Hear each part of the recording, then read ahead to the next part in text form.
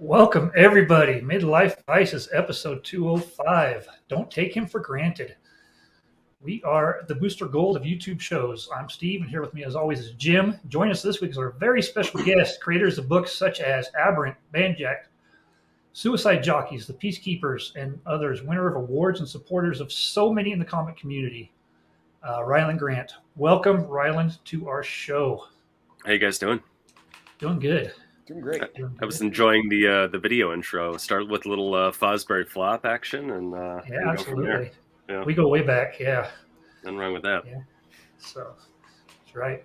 A key here with Ryland, be nice to him, or he will crane kick you into next week.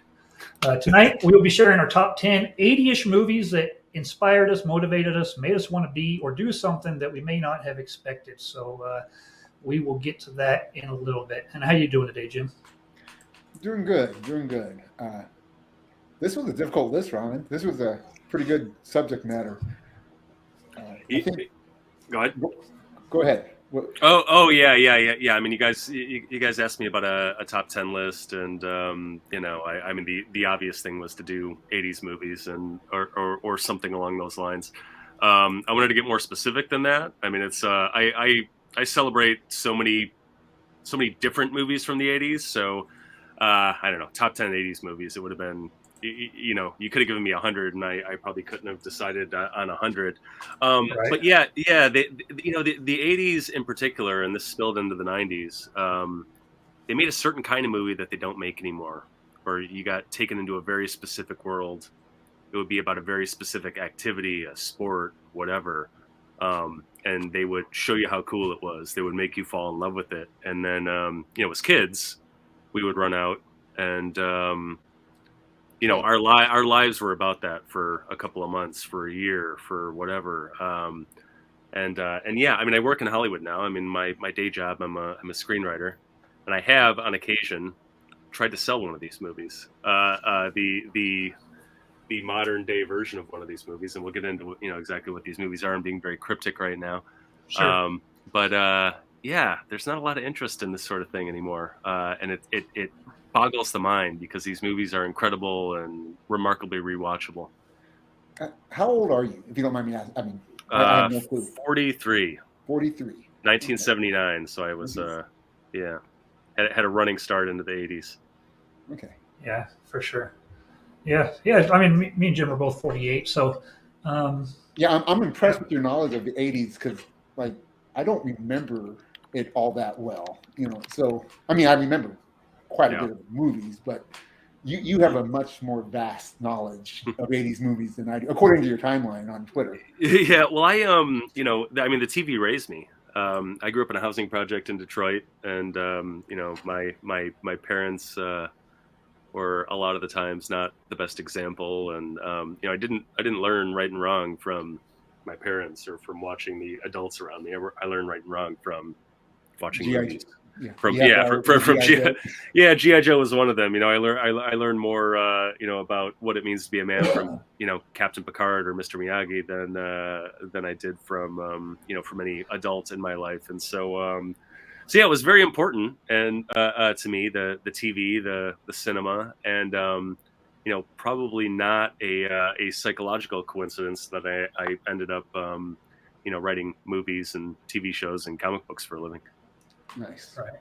Nice. For anybody who doesn't know Ryland, which I can't believe that any of the four people watching us don't also watch Lawson Comics, you probably know him, but you are like, there's nobody else that I think gives back as much to the community as you do willingly. When I first met you was when it was for Lawson Comics 100th episode, and I sent you a message. It was like, hey, we'd like to do something for Chris and David and Oscar for their 100th episode. Can you hook us up with maybe some artists or something that can help out? And right away, I mean, within a week and a half, we had a professional sketch art done to give them for their gift. You were on that show, and it didn't even phase you to help out. And I think that's one thing that, as a comic book fan, really strikes me with the way you are. So it's I think the entire community who knows you is pretty grateful for that sort of thing. Yeah, well, thanks. It's I only I've only accomplished whatever I've accomplished in the comics community because people kind of helped me out and held me up. Um, and so I feel like I owe that back to the community. I mean, it's very much I like to call it an ecosystem. We all sort of have our jobs and I mean, creators only exist because there are shows like this to come on and promote their wares and connect directly with fans. And we're only able to do our books because fans get excited about them. Sure. So yeah, it's this they're I don't know. In the film business, there are a lot of takers. And there are some of those in the comic world, but they tend to get weeded out and kicked out the door very quickly. Sure. It's very much like a you get what you give sort of proposition in the comic world, and so I don't know.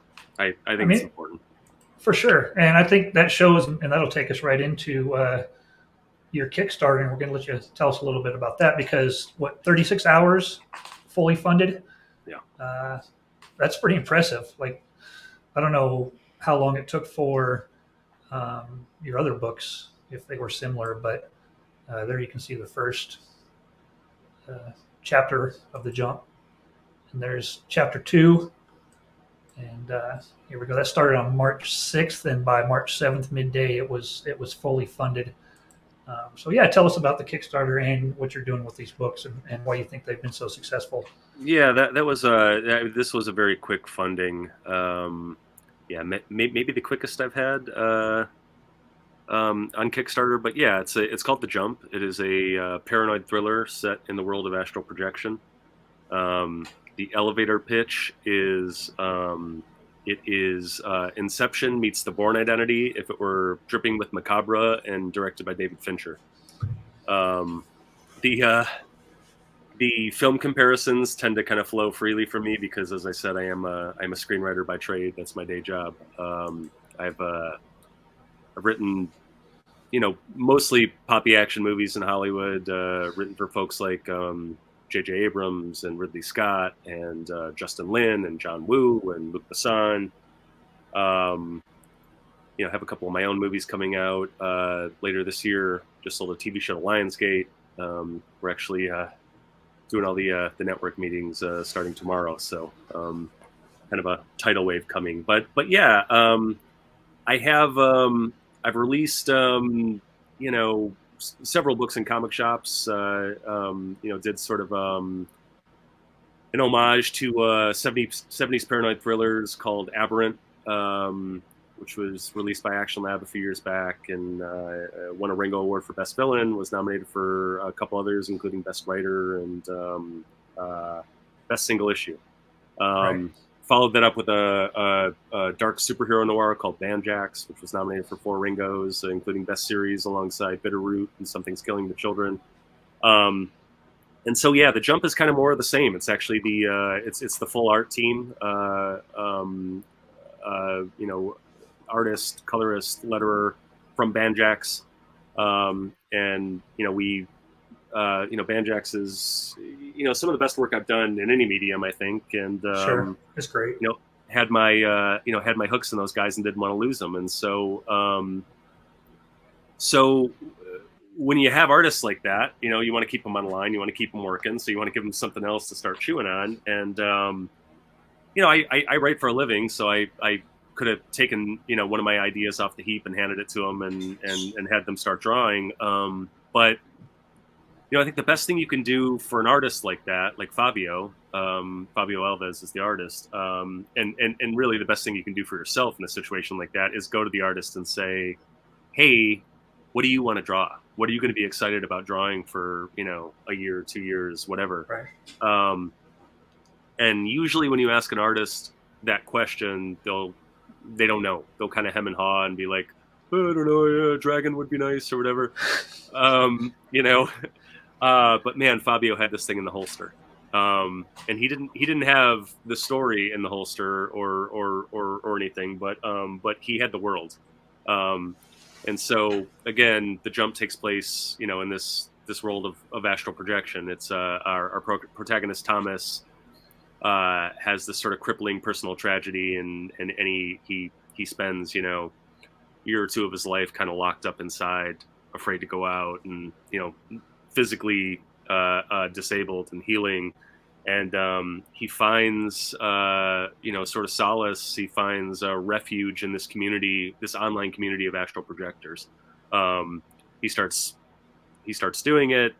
Turns out he's extremely good at it, and then turns out there's kind of more going on, you know, in this world, in this community, and he ends up sort of the target of this, you know, this sort of, you know, dark and mysterious, you know, corporation that is, you know, fighting this war on the astral plane and wants to put him to work.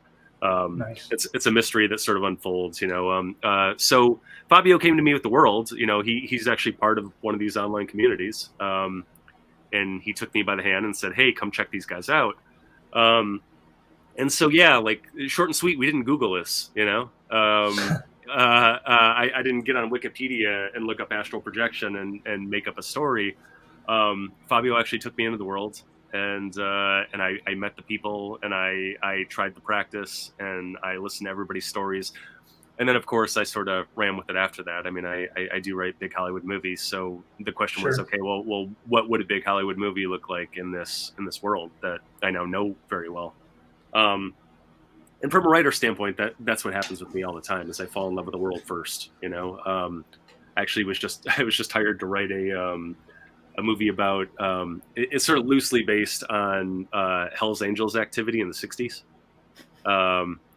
And, you know, talk about a world you know, to go into and sort of fall in love with, and characters and everything. And so I'm sitting down with all these old bikers and getting their stories, and learning the rules of the game, and you know, learning what a Harley feels like, you know, between your legs and all that shit.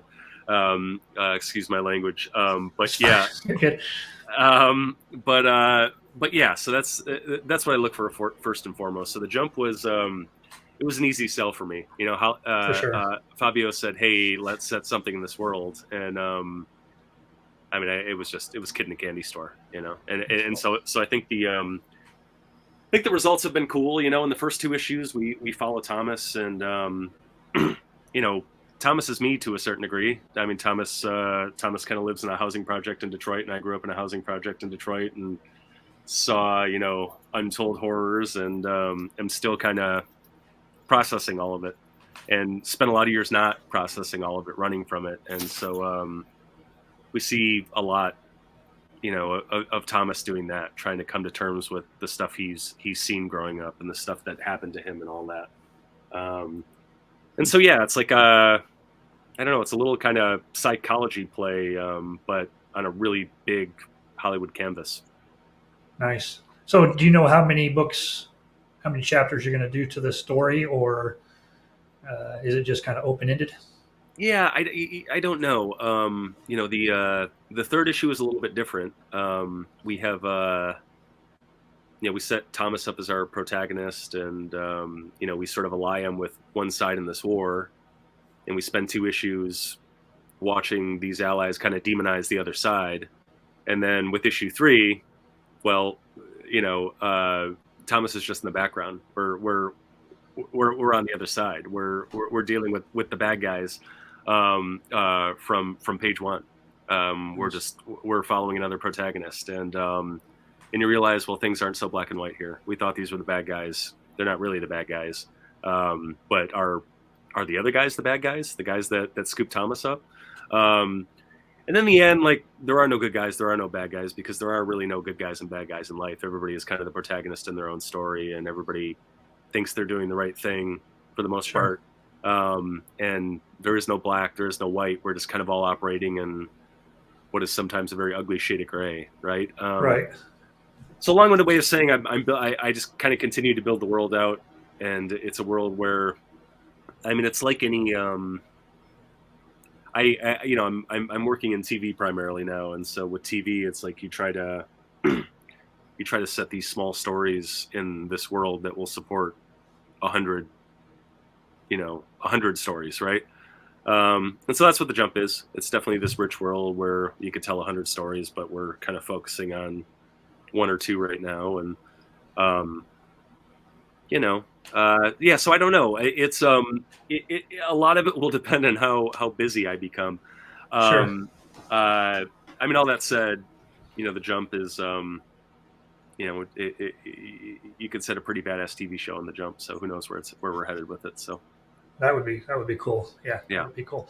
Here's the link for it. Anybody watching, we'll post a link if we can figure out how to do it in the when the video drops on Wednesday. So Yeah, if you wanna copy that down, or you can just go to Kickstarter and search for it. yeah, you can also go to bit.ly/thejump3.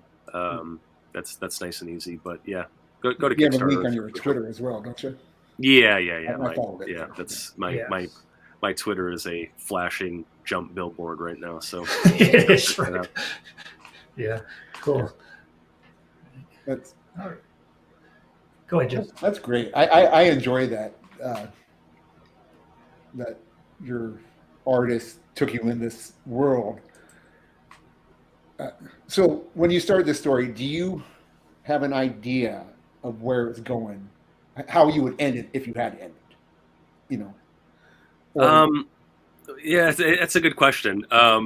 In terms of Thomas's story, I know where this chapter of Thomas's story ends, I guess, and you sort of try to. I mean, it's like with anything, again, we're working on this TV show now, and it's a heist thing, right? Mhm. And it's a revenge tale, and so you end that first season by, well, you complete the heist, you complete the revenge, but as you're wrapping that up, you're setting up new conflict, right? You're setting up a new thing that needs to be, Mhm. revenged, avenged, something like Sure. that. You're setting up a new thing that needs to be stolen, and so you've wrapped up one story, but you kind of set up the other one, and you make it obvious to everyone reading, to everyone watching, to the decision makers at the network level or at the publisher level, that you need to tell some more stories here.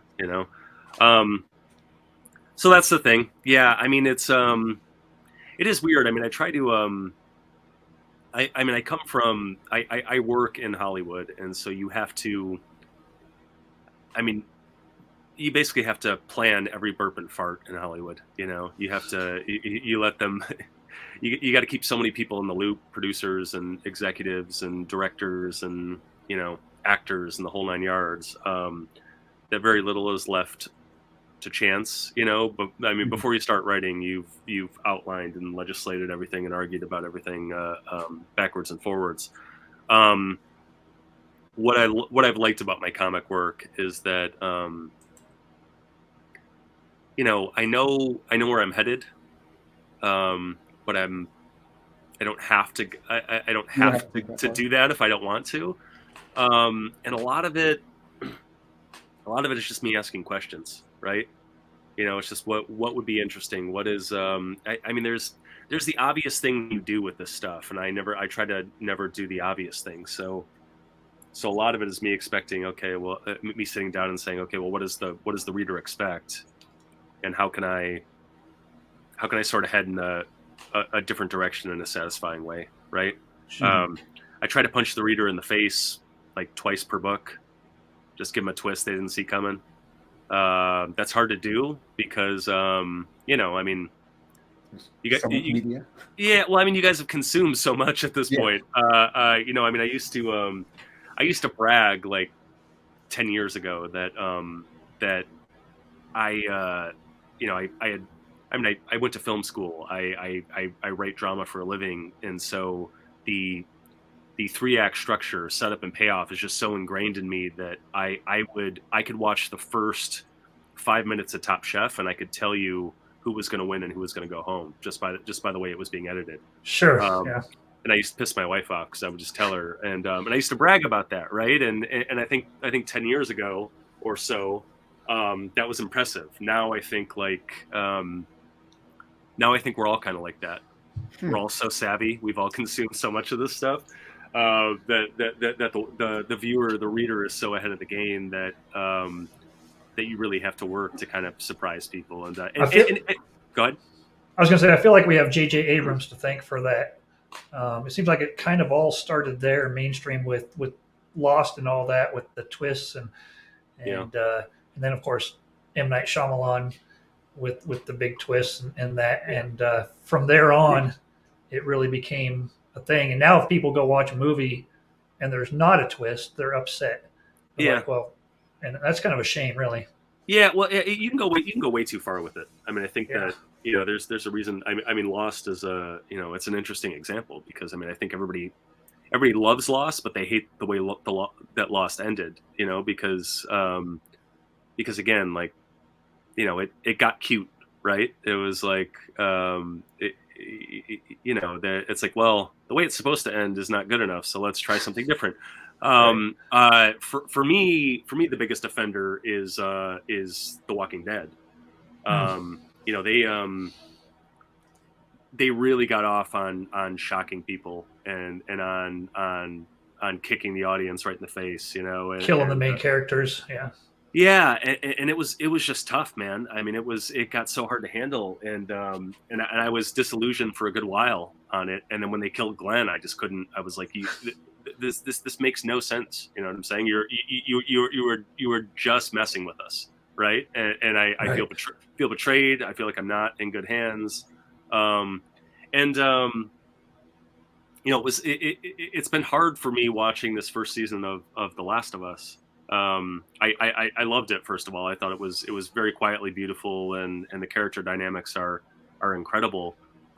It did for a while fall into this trap of, let's introduce you to this really amazing character played by a really amazing actor, and let's make you fall in love with them, and then let's kill them senselessly at the end of the episode. I mean, that's my complaint pretty much every episode.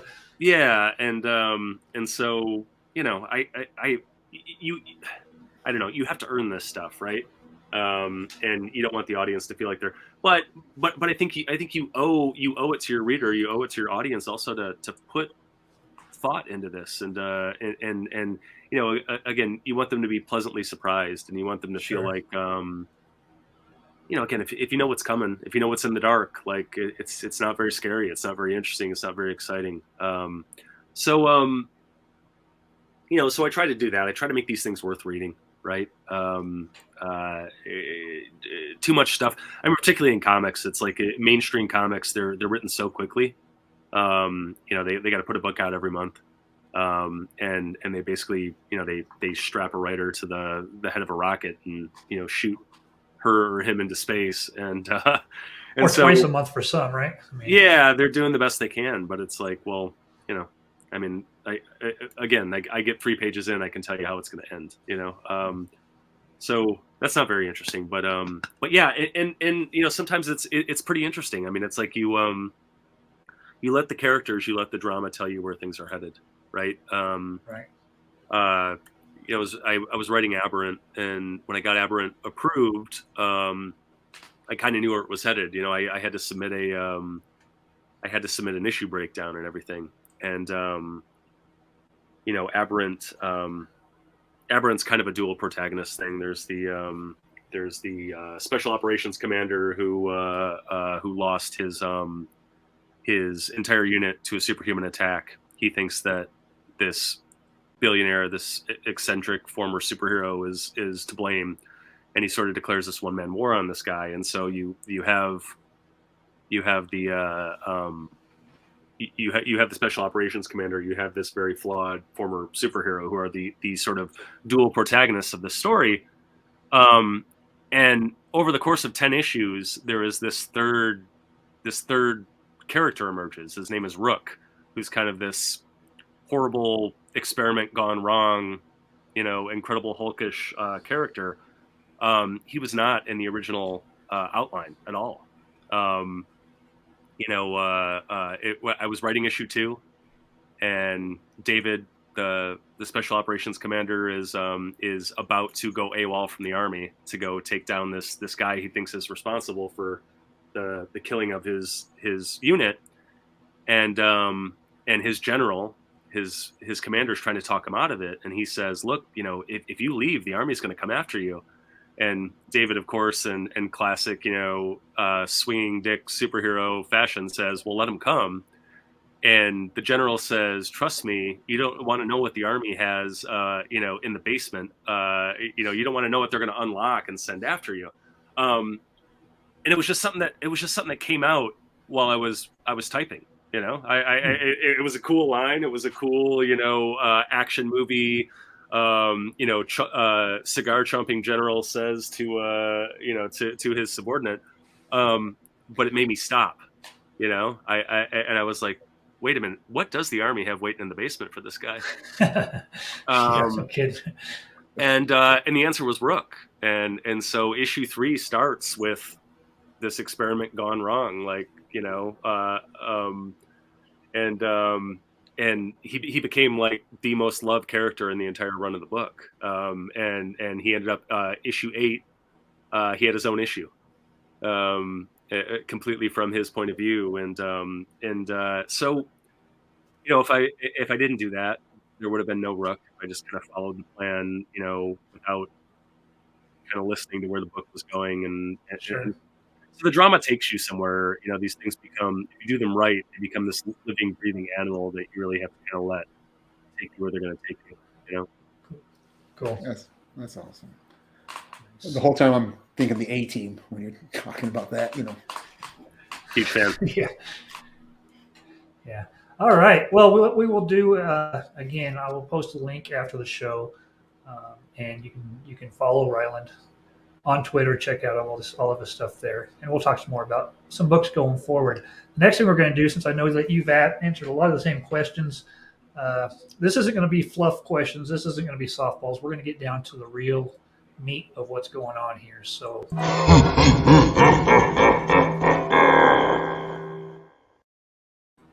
5 questions of doom. Wow. You mentioned your daughter is selling Girl Scout cookies, so the question is Thin Mints versus the Field. Thin Mints. I am a Samoa's guy through and through. I dig Thin Mints. They might be number 3 for me, which I know is maybe a low ranking. I like the tagalongs, the peanut butter chocolate ones. Those are great. Yeah. Yeah, that's my number 2. But I am give me 10 boxes of Samoas. Give me give me a box or 2 of Thin Mints, and I don't know, maybe about 4 boxes of tagalongs. What do you think, Jim? Well, I'm a Thin Mint guy, but Samoans are number 2. Is it Samoan? Yeah. So Thin Mints used to have 3 rows of cookies. Oh, the box used to be 2. I know that. Yeah. All right. And they got the new raspberry flavor. Have you tried that one? That's pretty good. It's coming. I ordered it. I haven't tried it yet. Yeah. But yeah. You have a daughter selling Girl Scouts. You order a little bit of everything. Yeah. Yeah. And then the s'more brownie. That's a good one too, and that's a newer one, I think. Yeah. All right. We are a spin-off, as I've mentioned, of Lost in Comics. So, what's the better spin-off? Different World or Empty Nest? Oh wow. So God, that's hard to say, but Empty Nest is interesting because Empty Nest also has a spin-off. So right. Yeah, so Nurses is the spin-off of Empty Nest, which is a spin-off of Golden Girls. And then there was like a second Golden Girls TV show. Do you remember this? Where when it was just it was Golden Palace. They were running a hotel. Palace, that was it. Yeah. Yeah. So the Golden Girls extended universe is I'm obviously a big Golden Girls fan. A Different World is a better show, without a doubt. And I was a big fan of it growing up. Empty Nest was I watched it. This was great. Yeah, because I watched everything, but I don't know if that was a top tier thing for me. But I am a bigger fan of the Golden Girls extended universe than I am the Cosby universe, and not just for the obvious reasons. Right. Okay, this one's very important because this is going to take us back to an earlier show that we did. Better theme song, Hawaii Five-0 or Magnum P.I.? No, yeah, Magnum P.I. 100%. Yeah. I mean, Magnum P.I. was my number 1 on theme show songs. Yeah. They laughed at me. They laughed at me. I did. I'm still literally laughing. out loud. I mean, I'm just laughing at laughing me at like the whole- he didn't even know the song. And I can't remember what my number one was. So when we Just watch that- when we watch Yeah. Magnum PI, most shows I skip past the intros. Magnum Yeah. PI, I have to listen to the theme song. Yeah. Yeah, it just has such a drive to it. I mean, which one do you think more iconic though? I mean, for me, it's Magnum. Really? Yeah, you'll never. I mean, it's like, you know, it has this driving beat, and then it kind of has this like little swing to it. You know, da So da good. da da da da da da da da da da. I mean, it's really good. I mean, but it's one of the. I mean, also it's like, I mean the you know, the cutscenes. I mean, the actual like video that goes along with it is so interesting too, because it's such, you know, you have car chases, helicopter, you know, helicopters diving, and, you know, people getting kicked and shot, and that's pretty good. I mean, it's there's so much action in it, you know, and it was a more actiony theme song, but it's like, I mean, all of those detective shows had really good. I mean, the So Rockford Files theme song was really great. Yeah.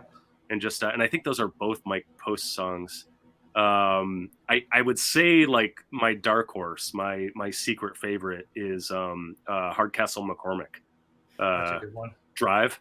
And they actually had two theme songs, and both were really good. And there was the original, which is Drive, and that's like an ass kicking, you know, 80s anthem, Right. you know, with sound effects of like gear shifting and like engines roaring, you know, push it to the floor till the engine screams, and then it became problematic. There was like a parents group who took issue with the next line is driving like the demon that drives your dreams, and so there were parents groups that took issue with that with those words. Pretty rough in the 80s, yeah. Yeah, and so I believe it was at the beginning of at the beginning of season 3, they replaced the song with you know, almost kind of like a it was like a buddy song, you know, back to back over the line, we're over our heads but we're in it together. It's almost like a Perfect Strangers song. Yeah. But both those songs are awesome. But but if given the choice between those two, I would probably go with Magnum PI. Nice. My mom's a big Magnum PI fan. So There you go. just And of course, you had Miami Vice, which of course they had their theme song, but they also had that pretty much introduced me to In the Air Tonight. Watching Miami Vice, so that was also great. Yeah, all right. the music in general in that show was just incredible. So I mean, and the sort of bridge to, you know, the MTV of it all. So right. Yeah. All right. Next one, I think I kind of know where you're going with this one, but better movie montage combination song: Rocky IV, Burning Heart, or Karate Kid, Best Around? Well, so that's tough. It's there's a little cheese factor with the Best Around, even though it's, you know, even though I love it, it's hard to for me it's not even Burning Heart in Rocky IV. That's the first one. It's the second one. It's Hearts on Fire. It's the second one. Gotcha. That gets me. Hearts on Fire. It's more intense working out, and then it has the where he loses his KGB handlers and people starts following him. starts climbing the mountain, and ends with him screaming Drago. Yeah. So for me, it does not get any better than that. That's Gotcha. one of my, I don't know, it's probably one of my 2 or 3 favorite moments in film history. Even though, I don't know, you know, Karate Kid is probably my favorite piece of media ever. So, but Rocky IV is up there. Yeah, for sure. Yeah. Thoughts, Jim? No, I am really impressed with your knowledge to name all these songs just off the top of your head. I remember nothing. So yeah, well, you should go back and I mean, at the very least, just Google you know, Rocky training montage, and you'll see that Hearts on Fire thing. It's I try to play it once a week. My 6-year-old daughter knows it very well, and you know, uses. So the Hearts on Fire is like a 7.5 minute montage going on with Hearts on Fire. I mean, it's not a quick 2-3 minute montage. It goes for quite a while. So worth it. I mean, it was. I mean, they did those training montages so right. And it's I like the Creed movies a lot. One of my criticisms of them is that they don't do the montages nearly as well. I think that they it's sort of a Hollywood thing now, like a studio exec note, where it's like they get it. Just move through it quickly. Don't take the 7 minutes to really sell this. For sure. Don't give them something to remember. Like, we have such a shorthand now. Just show them punching some gloves and lifting some rocks and then move on, right? But they could stand to look back at Rocky IV and take a lesson. I'm trying to remember the last great montage scene I've seen. Yeah, I couldn't name one. Yeah. Team America World, please. Oh, there you go. That's up there. Yeah. Another great one from that time period was a little cheesier, but it's great if you like the film. That's Last Dragon. Yeah. When he's watching Bruce Lee on the TVs, that's a great montage right there. Yeah. When Vanity plays. Vanity plays a song in the video house. That's pretty cool. Yeah, I actually I spent some time, I don't know, probably about 10 years ago, over at Sony, developing a Last Dragon reboot with Sylvan White, who's a pretty pretty accomplished director, does a ton of TV now. Never got off the ground, but it was a little bit weird that I was the one writing it. Considering I'm not African American, doing this sort of black spot. The director was black, and the producers were black, and everything. But it was obviously an iconic film, and very important to me when I was growing up. So nice. It was cool to work on that for a little while. Cool. All right, and the final question: Ted Lasso or Only Murders in the Building? I'm not really a Ted Lasso guy. I know some people that work on Ted Lasso, and you get into this thing where you kind of went to school and you bumped up against people that write for this or write for that, and so that colors everything that you watch. Gotcha. So Ted Lasso's out. Only Murders is I love those guys. Steve Martin, Martin Short are pretty incredible, and I enjoyed it. It's kind of like candy for me, Yeah. I enjoy it while I'm watching it. I don't know if I should eat it every day or not, but Gotcha. But yeah.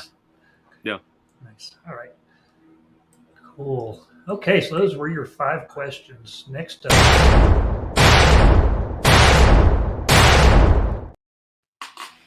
What's the best thing you watched or read this week? That's on me, huh? Best thing it's on everyone. But you can go first if you like. Okay, well, wait, why don't you guys go first? Because I think I need to think about that a little bit. Go ahead. Okay. So best thing I've watched was the finale of The Last of Us. The last 2 episodes of that show were the whole series for me. I didn't like it. I mean, I liked it, but did not nearly enjoy it until those last 2 episodes. I thought Joel went very Terminator-esque in the last 2 episodes. Just a great episode of TV, in my opinion. I know Steve has some thoughts on that. Yeah. Let's see. The best thing I've read was I'm reading Lemire's Descender. Got about 5 books of it in yesterday. I really enjoyed that book. So, not the biggest fan of the art in that book, but I really liked the story. So. Nice. My best of the week is Buffy season 1. We're going back. We're watching Buffy, and season 1. It is so cheesy. The production value is so poor, but it's just great. I don't know if I was watching it for the first time now, if I would enjoy it, but having seen it when it came out and having the nostalgia along with it, nobody does a cartwheel like Buffy. A cartwheel into a front kick. She's impressive with it. So such a fun show. So that was my best of the week. And all I'll say about your Last of Us is I feel like The Last of Us is the Mandalorian. Like, we get Pedro Pascal, and he's like season 1. He's taken this little kid, special kid around that's supposed to save everybody. They run into shenanigans, and they build a relationship as they go along. They don't like each other at first, or he doesn't like the kid at first, and then by the end they're best friends, and he's a father figure. So very similar for me, except Mandalorian is a whole lot more fun, in my opinion. But other than that, Mandalorian episode 2 was also up there on my list. But for me, Buffy season 1. I would argue the other side of that Last of Us thing. I mean, you watch The Mandalorian, and yeah, he's developing a relationship with this kid, quote unquote, but it's a puppet that grunts. If you're watching The Last of Us, it's Pedro Pascal and this girl. I don't know her name. Maybe I should look up her name. Bella Ramsey. Yeah, who may be like the best actress of her generation. Like if you were to tell me that she's the next Meryl Streep, I would not be surprised. I think she's incredible. I think she's the best actor in the show, which is saying a lot because there's some great actors in that show. And while I mean I really enjoy The Mandalorian also. I enjoy the fun and the adventure and it is thus far this season pretty light on substance. It's a lot of here's a big monster attacking us out of the blue. The human drama in The Last of Us is just so poignant and so impressive. And the flashbacks are really incredible. And I was ready to write it off completely. I'm like, how was it? I kept calling it on Twitter Walking Dead with mushrooms. Right. And so that was a huge bar for me to clear, this idea that it's like, okay, well, I'm essentially watching the same show. And everybody was saying like, oh no, but it's better. and I'm like, well, okay, but I've seen it before. Why do I want to watch the better version of it? But man, the human drama is so poignant. But that's all I would add to that. I could easily say The Last of Us. Buffy's a really good choice. I haven't rewatched it in a long time. My wife and I started rewatching Breaking Bad for probably the 4th time, and right. Oh, that's great. Those first 3 episodes, are almost like a movie that I want to watch over and over again. But so I'm sorry, I'll interrupt real quick on that. When me and Jim, me and my wife did the rewatch of Breaking Bad, and I mentioned to Jim how funny the first few episodes of Breaking Bad are with Walter and Jesse. Like we just cracked up. I mean, it's such a dark show, but we just cracked up at their relationship those first half a season. Yeah. Hilarious. So sorry. Okay, go ahead. Yeah, they're funny. No, but I guess if I was going to pick one thing, I'm pretty deep into season 2 of Mayor of Kingstown on Paramount Plus. I don't know if you guys have checked it out. I'm not so I have not liked the Taylor Sheridan verse shows that much. I'm not the biggest fan of his ranch fare or whatever. They kind of feel like, I don't know, male slanted soap operas to me. Way too much happens in one episode. There's like enough drama for 2 seasons, like packed into one episode. I watched the first 3 episodes of Yellowstone, and the protagonist killed 5 people in 3 different incidents, and he was driving past a house that just blew up because it was a meth lab. And it was just like, I could not comprehend how much was happening at the first time. All that said, with Mayor of Kingstown, it's more akin to his film work. Taylor Sheridan has made some really interesting films. Has written, wrote Sicario, which is incredible, and most recently did this film called Wind River, which I think is, not a lot of people saw it. I think it might be one of the best films I've seen in the past 10 years. If you haven't seen Wind River, and Wind River stars Jeremy Renner. And so Mayor of Kingstown is, Sheridan and a few other people, but reuniting with Jeremy Renner. And Renner is just so amazing in this. Yeah. It's kind of this fixer, and this, it's Kingstown is a town that has like 5 or 6 prisons in it. And it's basically like a powder keg, right? And Renner is, the mayor. He's this fixer in this town, and he's a go-between between the guards and the prisoners and the legislators and all that stuff. And so he's constantly trying to prevent the entire town from blowing up, right? He's just so good. He's so intense. So incredible. And so Yeah, we're three episodes in on that one and really loving it. Yeah, and 3 episodes into the second season, or 3 episodes. First season. Yeah, and the second season is even better. And yeah, Renner's just when Renner's right, he's right, and I really hope we get him back after the snowplow incident. Yeah, for sure. Yeah, it's just brutal. That's crazy. All right, yeah. Good picks there. Okay.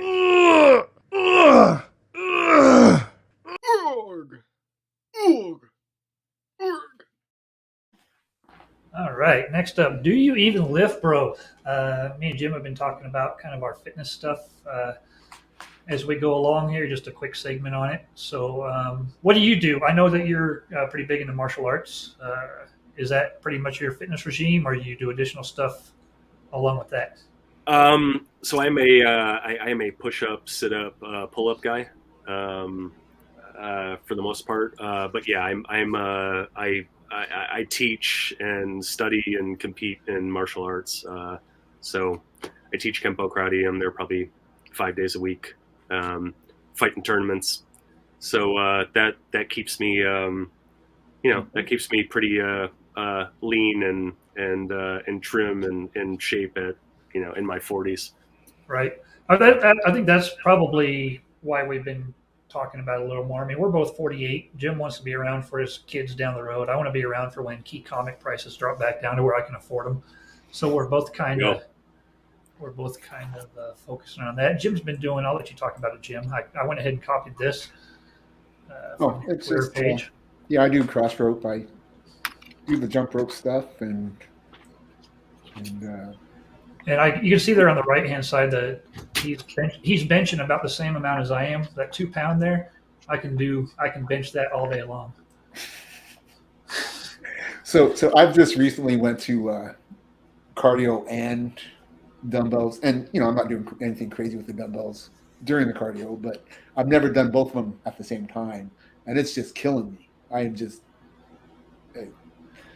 My wife looks at me afterward and says, "Are you okay?" And there's a pretty good chance I'm not until 10 minutes out. How hard is jumping with that 2 pound rope? How long can you go? Oh, it's a drastic thing. Is it all shoulders or everything? I mean, everything. My biggest issue is grip. Is when you're swinging it and you're starting to sweat. It's really hard. Yeah. But the more you do it, the better you get. My problem is I'll do it for 2 months straight, and then I'll stop doing it for a month and start all over. But, yeah, for sure. But yeah, so that's what I'm doing now. Just nice jump rope. All right, more on that next week. Oh yes, wow. Next up, you show me yours, and I'll show you mine. We'll start with either one of you. I don't know if you have something you want to show, Ryland. You can show his whole office. We'll show it exactly. Yeah, what should I show in the office? There is something I just got it. I showed it off on. Give me a second. Showed it off on social media. So I'm kind of a big prop guy. Oh well, I just went on my own, huh? Yeah, you can see. So I write in my office, and my office is kind of where I keep my collection. It's just full of it's full of old toys and collectibles, the whole 9 yards. And right. So yeah, the thing I just got, it is a screen used newspaper. Yeah, I saw that yesterday. This morning. This is stuck from. Give me a second. I have a hard time getting this out. From the Michael Bay 90s classic Armageddon, Disaster in Space. Oh, that's awesome. Yeah, fixing to put it in a frame. But yeah, huge fan of that movie. I was a ticket terror at the Avco General Cinema in Westwood Village in Los Angeles when that movie premiered, and that entire summer. And so I saw it probably 30 times. And it was the kind of big central theater in Los Angeles. And so Michael Bay used to come in and sit in the back of the theater and listen to the audience. And lot of fun and hijinks happening around that. So formative film for me. So kind of cool to own a piece of it. Nice. Yeah, that's awesome. Yeah. What do you got, Jim? So I was scavenging through my toy room today looking for anything 80s that I had. I had nothing except for this is the only toy I have. Oh, well. Yeah, Admiral Akbar. Yep, the only one I have from the original run. And that's it. I'm an alien guy from Star Wars. That's pretty much the only things I collect. But not, obviously, original 80s toys. So I need to go back and get a couple more of those. Well, I've got two things here, so I'm going to keep it a little topical. The first, I've showed this a couple times. This is the Demon in a Bottle. And the reason I show that, it's got a signature on there, is to show Nice. that right there, which is The Banjax Banjax, Demon Bottle. the variant cover on that one. It's great. They go together so well. So, that's what I've got. It's a good looking cover. Oh, it's great. Yeah, if you're watching or listening out there and you want your own Banjax Demon in a Bottle cover, you can pick it up via the Jump Kickstarter campaign. So it's in the add-ons menu. So go grab it. It'll come signed. For sure. All right. See what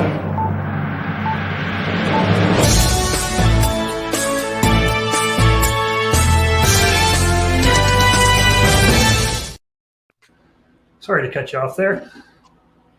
News and rumors this week. We get a lot going on this week. Ted Lasso premieres. Superman and Lois is tonight. Looking forward to that. I really like that show. It's one of my favorite CW shows. I'm not big on the soap opera kid stuff so much, but I think he's a great Superman. And then, of course, at the end of the week, we get Shazam is also released. And then the big news, which I know that Jim is pretty excited about, April 27th, Sweet Tooth Season 2 drops on Netflix. So, thoughts on that one? It feels like it's about time. It felt like that first season came out a decade ago. Yeah. And if you can't tell, Lemire's. I really love Lemire. So I collect all his cover art, and then I think I own most of his stories in collected editions. Yeah, so I'm looking forward to that. And I think it's different enough from the comic to keep it almost fresh for me. So. Yeah. You watch Sweet Tooth? I saw the pilot. I thought it was a pretty good pilot. Yeah. Yeah. Cool. All right. Nice. You have a mail message. One letter this week comes to us from Marty from Columbus, Georgia. Hey guys, longtime listener, first time caller. My question is for Ryland. Love all of your stuff, especially Peacekeepers. Let's be honest, that was me, Marty, and Sean that you were writing about, correct? Yeah. Well, it could be. Yeah. I think that. I mean, I think with Peacekeepers, it's it's about small town life. If you're from a certain kind of place, you recognize yourself in it. Sure. And I think that's I think that's the cool thing about it. The Peacekeepers is actually done. So I've only kickstarted issues 1 and 2, but I have 6 issues done.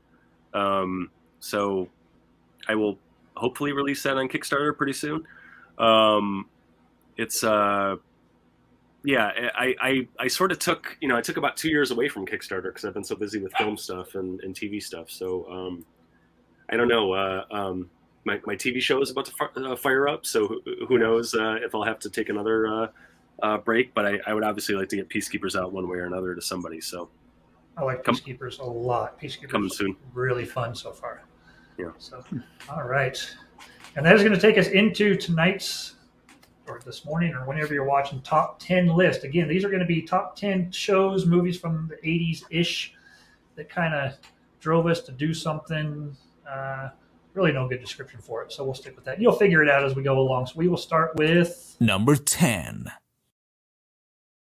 And we'll let you go first each round here.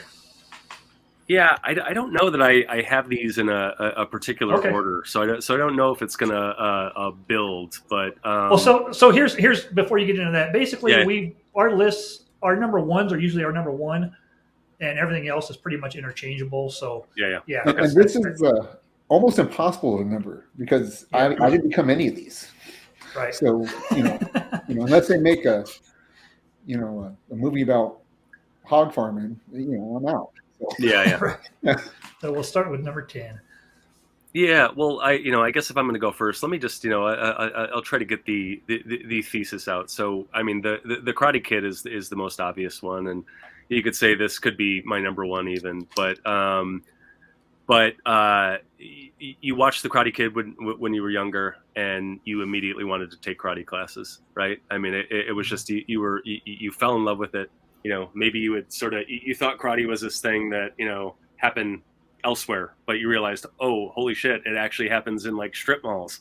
Right. And the number of karate dojos in the United States like multiplied by 10 after the Karate Kid came out because everybody wanted to take it, everybody wanted to teach it, and so you had to run out and do it. And I certainly did that. I mean, I started martial arts when I was very young because of the Karate Kid franchise. And the funny thing is it's continuing. My 6-year-old loves the movies as much as I did when I was a kid. She's all in on Cobra Kai, and she and her friend, they watched that and they're like, "Hey, Dad, we want to do this." It was actually the thing that got me back into the dojo about 2 years ago. I had an extended break, and my daughter, was interested, and so I started kind of touring dojos around here. Went into a place, and again, it was a neighborhood dojo. It was the one around the corner, and walked in to sign my daughter up, and I fell so in love with the place, so in love with the sensei there, that I'm like, I can't walk out of here without signing up for a month, and I've been there ever since, and now I'm teaching there and everything, and so yeah. that's awesome. Cobra Kai was the continuation of a story I didn't know I wanted until I watched it. Yeah. I love the role reversal that first season did. No, I'm not up to date on it. Don't get me wrong, but yeah, the whole seeing things from Johnny's side was something I never would have considered without that show. Zabka is so good. He has something that you didn't quite know that he had. It's just so human, and so he's like a vulnerability that is kind of magnetic. So yeah, it was very good to see him kind of get his due. Yeah, that was great. Yeah. All right. What do you got for us, Jim? My number 10 would be Dead Poets Society. Just teaching in general.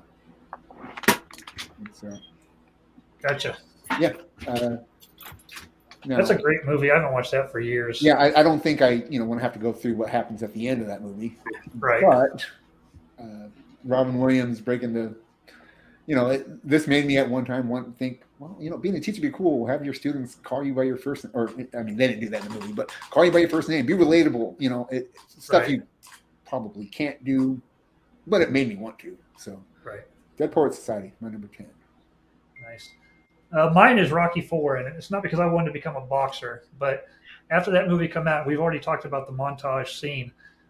For about 3 weeks, I thought that I could get in great shape by going outside and carrying logs around and splitting wood, doing that kind of stuff. So I think, but the problem was I was about 10 years old at the time. So I think that lasted about maybe, I think it was 3 weeks. It was probably far less than that before I gave up and realized that I wasn't going to turn into Sylvester Stallone after his personal trainer period.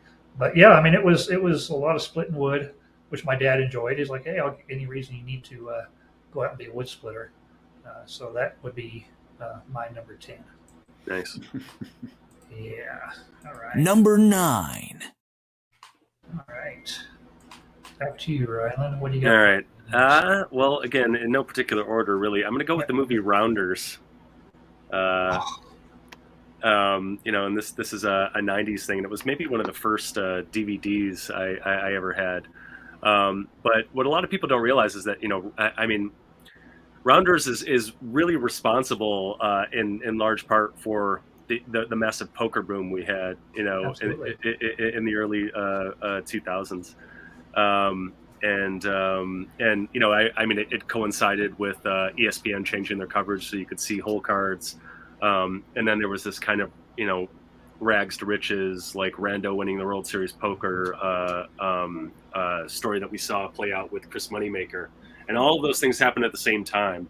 But it put poker in front of everybody in a really meaningful way, and it sort of took it out of the seedy back rooms and made it something that, you know, literally overnight everybody was doing, and showed how fun it could be, and showed the drama of it in a really interesting way.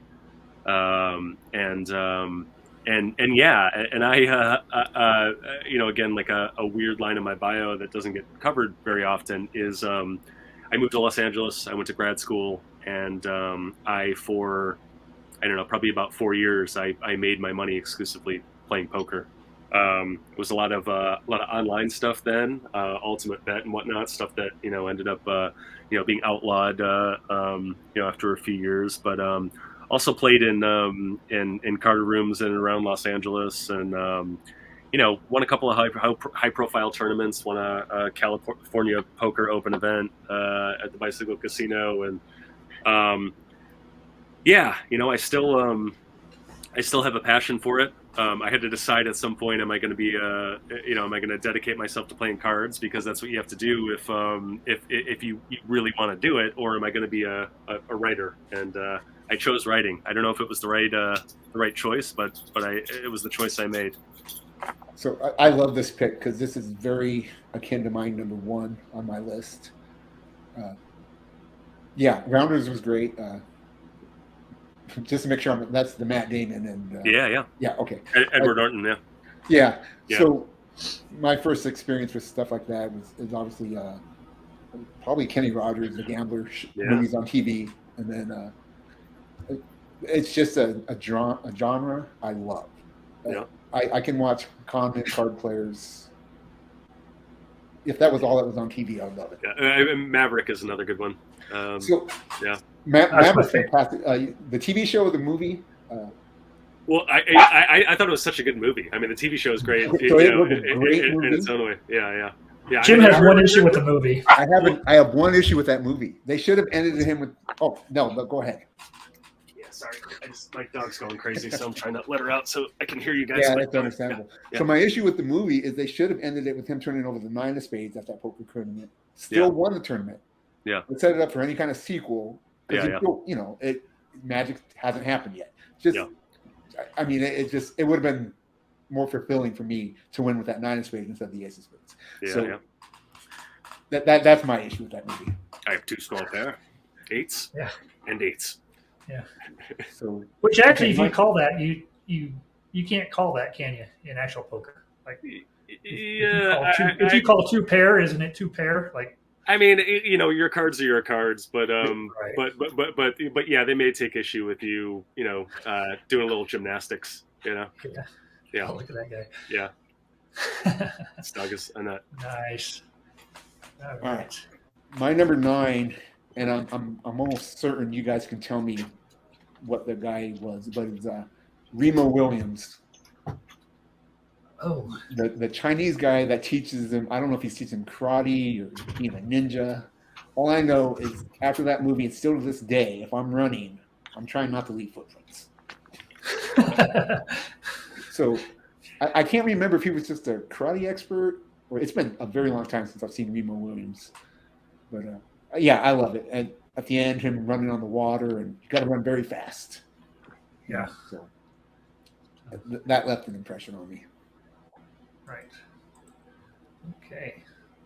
My number 9, Cannonball Run, Smokey and the Bandit.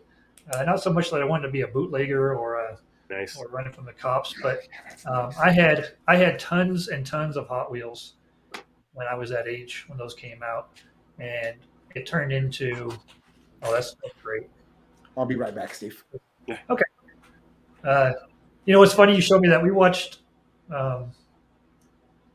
Kingsman: The Golden Circle last night. Yeah. And the first time it shows Pedro Pascal, I thought they had de-aged Burt Reynolds. Yeah. But I'm like, that looks like Burt Reynolds, and it took me a minute to realize it. But yeah, Cannonball Run, Smokey and the Bandit. It playing with the Hot Wheels outside in the dirt, and I kind of crossed it over with Dukes of Hazzard because I had a General Lee and I had a cop car. Yeah. But I turned it into Smokey and the Bandit for weeks and weeks. So Yeah, makes you want to race. it does. It does. It makes you want to race. So that's my number 9. Number 8. So, continuing with the racing theme, another Hal Needham movie. Hal Needham directed both Cannonball Run and Smokey and the Bandit. I believe it was 1986. The movie Rad, which is about bicycle racing. Mm-hmm. I remember. Yeah, it is a classic. If you haven't seen it, go get it. A little easier to get now than it was even a year ago. There's finally like a proper Blu-ray out. Starring and produced by Talia Shire, you know, who I think had you know, some relatives that were, you know, riding around on these tiny BMX bikes and said, "Hey, what's up with that?" And maybe there's something here. And she, you know, called her. She knew Hal Needham one way or another, and you know, they made I mean, Hal Needham is the guy you want for a racing movie, right? But let's do it on bikes. And yeah, it's about you know, the ultimate BMX race comes to this tiny town. It's called Hell Track, and it's about the local kids trying to get into the race, and you know, one of them ends up winning it. And formative. We saw it when we were kids, and we all had our BMX bikes, and sure. And you know, I started out with a Hutch, you know, lightweight racing bike, and started doing races, you know, on a track in Michigan. And I don't know, about a year later, I was on a GT Dyno factory team, and I was racing for trophies. And you know, did it for a good couple of years. And so this is, you know, a lot of these are, I mean, for me, you know, it's not that it just makes you want to do it. It was like I actually went out and did it. I saw people competing in bike racing and Rad, and I'm like, I'm going to do that now. And I found a way to do it. Karate Kid, it was like, okay, well, I'm going to find a dojo now. Rounders was like, oh, wow, this is fun. And this feels dangerous in a really interesting way. I'm going to the casino right now. I'm going to learn how to do this. You don't half-ass anything, do you? I don't have to jump in. Yeah. Yeah. A lot of That's ambition. nice. Yeah, nice. Yeah, That's great. Yeah, I remember all my friends had some pretty nice dirt bikes, and I had it was a banana seat radio flyer that didn't exactly compete when we were out on the trails with the BMX bikes. So I never really got too great on that bike. Boy, that's a movie I haven't seen. I haven't even thought about in a long time. It's Rad. It's a good movie. Yeah, Go check it out again. Lori Loughlin is. I mean, I fell so in love with her when I was, you know, whatever, I don't know, 10 or 12 years old and watching that movie constantly. You know, was maybe the most attractive person I had ever seen at 10 years old. Yeah, maybe like an 18-year-old Lori Loughlin. You know, well before college entrance scandals and whatnot. Well before she met Uncle Jesse. But strong performance from a young Lori Loughlin. All right, my number 8 will be Back to the Future, and just a guitar player or one of the band members that was outside enjoying themselves during the concert, you know, during the dance. So anyway, it was, if they were doing the music, they were having fun. So that left an impression on me as far as the movie. When I think of Back to the Future now, I don't even think of the plot a whole lot. I think of the dance. I think of the band. I think of the musician cutting his hand on the car.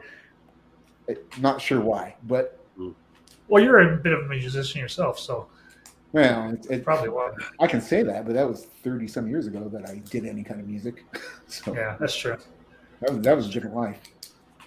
So yeah. I think we all kind of wanted to be a guitar player after that. Like I had a guitar for a couple years. Again, my ambition, Ryland, is nowhere near yours. So that's something I tried, and probably if I didn't pick it up in the first 2 hours, I was frustrated with it, and never went back to it.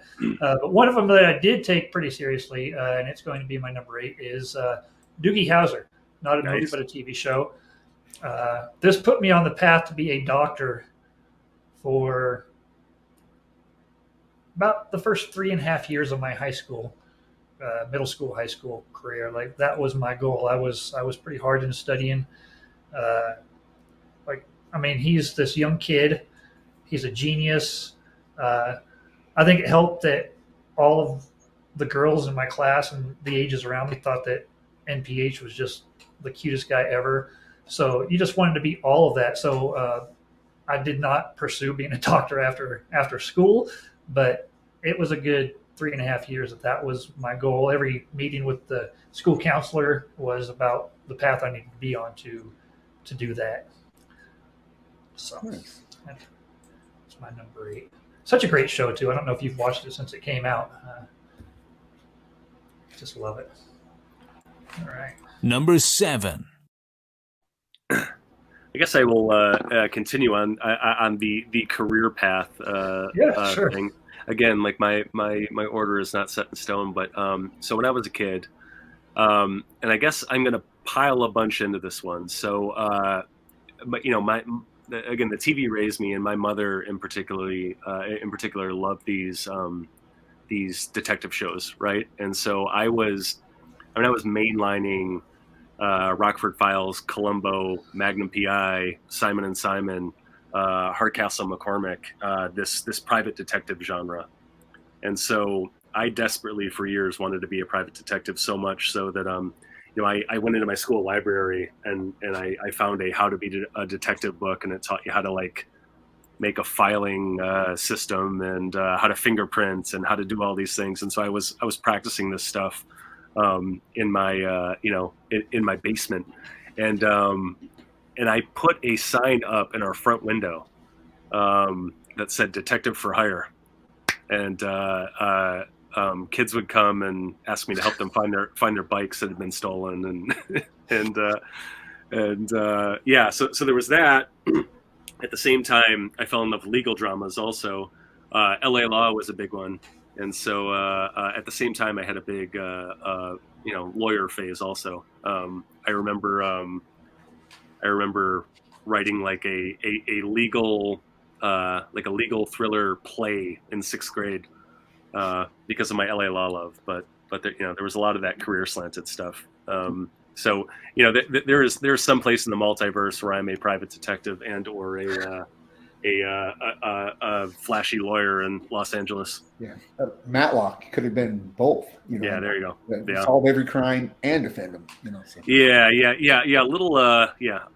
A little gray for me, I think. Matlock was geezer fair, and I was a little dubious of that stuff back then. Even though Columbo sort of straddled the line, it was like I never was a Murder, She Wrote guy because that felt like a little too gray for me,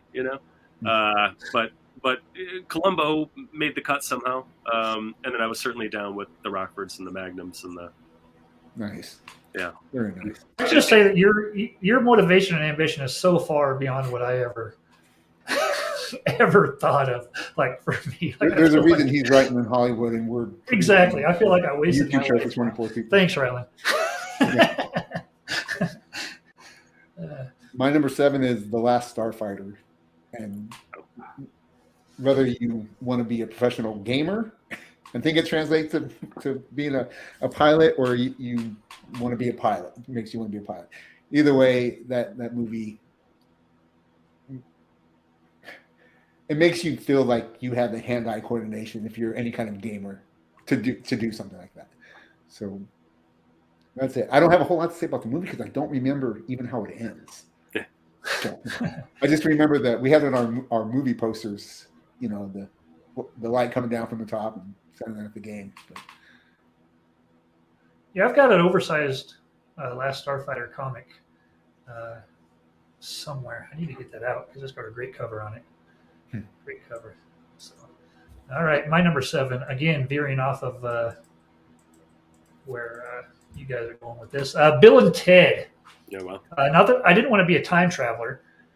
Well, I did, but that wasn't feasible. But what I did at school for like probably maybe a week was I thought that I was like this valley boy talking, using the words like bogus and excellent. And I'm sure everybody around me wanted to just pound me into the ground because it got so annoying. And it's one of those moments. But Bill and Ted were pretty cool at the time for dorky guys. I think it did that for everyone. I think everyone was talking like that. Really? Like for sure. Well, no, that was more Valley Girl, right? Yeah. But all right, that was my number 7. We will move on quickly. Number 6. Let's move past this. Yeah. Yeah, you're talking about things making you want to become a pilot. I might as well play my Top Gun card right now. Top Gun's one of my favorite films ever. I'm maybe the biggest Tony Scott guy on the planet. It was great to see Maverick. I thought Maverick was maybe the most fun I've had in a theater in about 20 years. It was just, Tom Cruise still throwing 100 miles an hour, still hitting the high note. But the original movie, I mean, it's funny because the original movie is an infomercial for the Navy. They made it with the Navy and they tried to make it look as sexy and cool as possible. And I just remember, if you were young, you had to see it. And then my friends and I, we'd go out and we'd, during recess at school, we'd go on the swings and we all would pretend like we were in airplanes and we were dogfighting, and you'd get as high as you could on the swing and then you'd eject, just going through the fun of all of that. But that movie and Crimson Tide made me really consider a career in the Navy. I originally went to school for political science and I was going to be a political operative. I was really thinking about a career, a life in politics. And that was kind of before, we entered this kind of ugly, contradictory quagmire. I mean, politics was always ugly, but it got really ugly right around the time that I was doing that. But I went so far as to, I had a congressional appointment to the Naval Academy. And my dad, who had fought in Vietnam, didn't want me to go. He was saying, like, look, if you want to go into the Navy, go to a normal college. If you want to go into the Navy after, you can still go in as an officer, if you have a college degree. And so he sort of talked me out of it. And what happened is I ended up getting a scholarship to the University of Michigan that kind of helped things. And, went to U of M and worked in politics for a little bit and decided, man, I don't want to do this, and ended up on this film track. And I was able to find that at the University of Michigan, thank God. But yeah, if I would have went to the Naval Academy, I would have graduated probably just after September 11th, and probably would have been on an aircraft carrier headed out to the Middle East. And who knows where I'd be now, if I would be now, whatever. Thankfully, there were people who went out there. But I actually had friends who, I had 2 friends who became pilots because of Top Gun. And they're still flying to this day. They're probably flying for airlines now, but they. Yeah. I have a friend as well right now as a pilot because of that movie. Yeah. Well, it's funny because he's 12 years younger than me, so he must have just saw it growing up. But yeah, he loves it.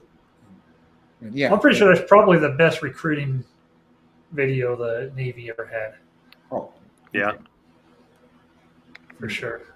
Like I was pretty close to joining the Navy. I ended up in the Air Force, and I'm happy about that now. But I was, talking to the recruiters and actually ready to sign the contract, but they couldn't give me the job I wanted. So I was able to change that over to the Air Force. But I think that's probably a big motivator for so many people. Yeah. Movie. I'm impressed that you didn't just sign up for whatever job they gave you. Actually, I know a lot of people do, and then a they lot end of up as people do cops. They end up as MPs or SPs or. Yeah, a lot of people just take whatever they offer the first time and don't even go for what they want. For sure. Right. All right, number 6. My number 6, Die Hard. Nice. A limo driver. You talk about a guy that had a great job in that movie. That limo driver. He, awesome. BSing with Bruce Willis, and then just waiting for him, drinking in the back seat, talking on the phone. That was a good job. And then he wrecked the car. We need a continuation of his story. Is what we need. We need a limo driver too. Because did he get fired for wrecking that thing? I don't know. But yeah, that when you said this list, I'm going through 80s movies, and I'm looking through them, and I came to Die Hard. I was like, well, I don't want to be a cop. I want to be the limo driver in that movie. So Nice. yeah, that's my number, whatever that was, 6. All right. Next up for me is Color of Money. Ooh, oh yeah, that's a great one. One of my favorite. Pool player, hustler, all of it. I wanted,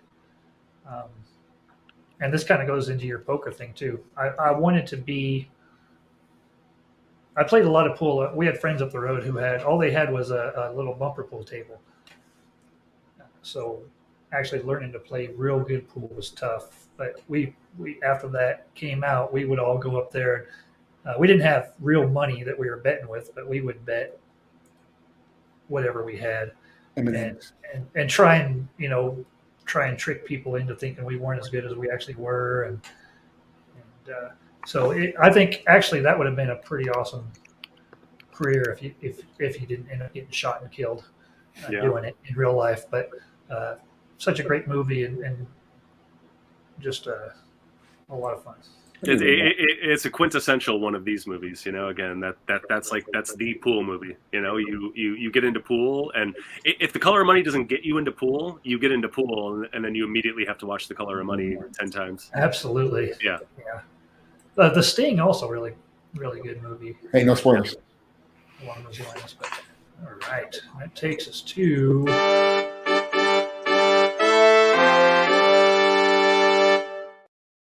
our top. So what you got for us, Rylan? I'm hearing a little echo. Yeah, me too. I don't know what happened. Let me see. Go ahead. Yeah, so I'm trying to keep them varied a little bit here. I think I will. I'm still hearing a weird echo. It's hard to. I muted my mic, now it's back on, but the echo's gone now, so I think it's Jim's. Let me see. Yeah, it's good now. Okay. Yeah, so I think I will go to. I'm not hearing Jim now, but. Well, I just turned my mic back on. Oh, there you are. Okay. All right. Yeah. So I think I will go to the movie Hackers. Oh. You guys know Hackers? 1995. Yeah. Johnny Lee Miller. I have to know this. What's that?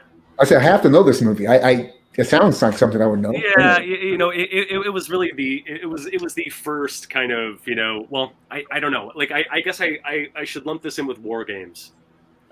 Because they were kind of the first two computer hacker movies. It was like, okay, well, we're all getting home computers in our house. Now what can be done with these things, right?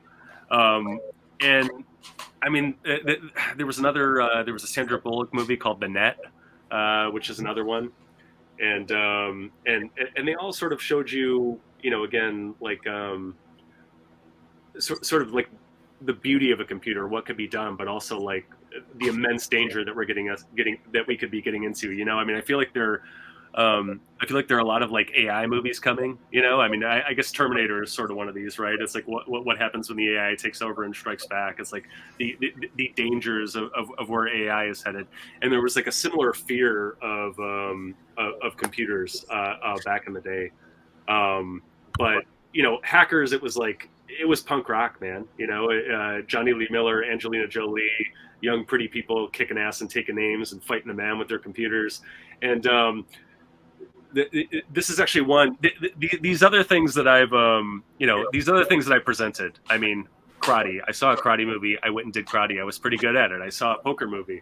I went and started playing poker. I was pretty good at it. I made a living for 4 years. Rad. I ended up on a factory team racing bikes. I can type on a computer. I spent my life, word processing. I couldn't program to save my life, but man, for years did I want to, hack into the CIA mainframe with a couple of keystrokes and start causing havoc. Seems pretty easy, right? I mean, it seems like they make it look so easy. You can type, 30 seconds and you're in the system. Yeah. I'm with you on that one. So the movie that jumped to my mind there is Sneakers. Johnny Ackroyd. That's great too. Yeah, that's a great choice. Yep, for sure. I'm going to go with Back to School.